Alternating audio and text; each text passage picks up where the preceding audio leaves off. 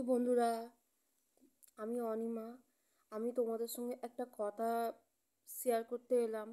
আহ, জানি না কতটা ভালো লাগবে কি জানি না, তবুও কার সঙ্গে এই ঘটনাটা ঘটেছে কি আমি তো সেটাও জানি না, কিন্তু আমার সঙ্গে এই ঘটনাটা ঘটেছে, ভয়ঙ্কর ঘটনা। একটা মানে ভয়ঙ্কর বলতে একটা মানে ভুতুড়ের ব্যাপার। কারণ আহ, আমি রাতের বেলা আমরা ঘুমোচ্ছিলাম, আর সেই রাতের বেলা আমাদের দরজা না ধাক্কা দিচ্ছিল, আর খুব জোরে জোরে ধাক্কা দিচ্ছিল। আর তার জন্য আমরা কি করেছি, ভয় পেয়ে গেছি। আমরা ভেবেছি কোনো চোর বা কেউ ডাকাত, বা কেউ ডাকাত তো এখন নেই। আমরা ভেবেছি চোর টোর হবে, কোনো চোর এসছে। তারপরে আমরা খুব অনেক ভয় পেয়ে গেছি। তখন আমরা আমার স্বামী আর আমি দুজনে মোবাইল দেখছিলাম, ভিডিও দেখছিলাম। আর সেই সময় কত মানে জোরে জোরে ধাক্কা দিচ্ছিল, আর আমরা এত ভয় পেয়ে গেছি। আমরা ভেবেছি কোনো চোর এসছে আমাদের এখানে চুরি করতে, বা কি ভয় পেয়ে গেছি যে আমাদের মেরে টেরে দেবে, আর নানা কিছু আসছে মনে। তা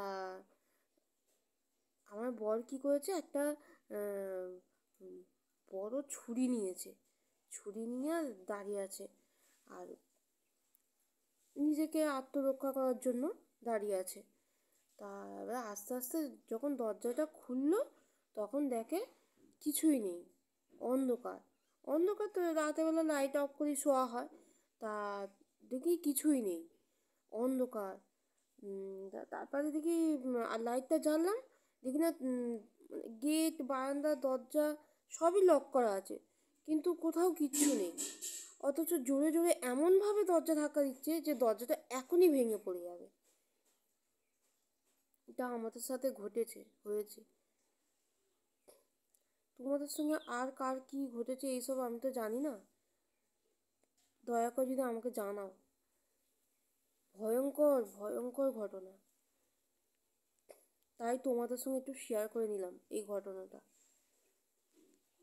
তারপরে কি করলাম, দেখলাম দরজা খুলে যে কিছুই নেই।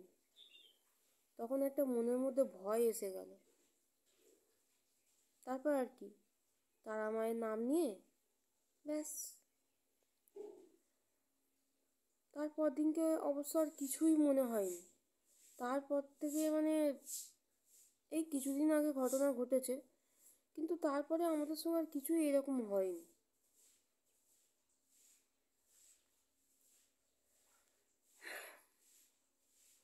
টাটা।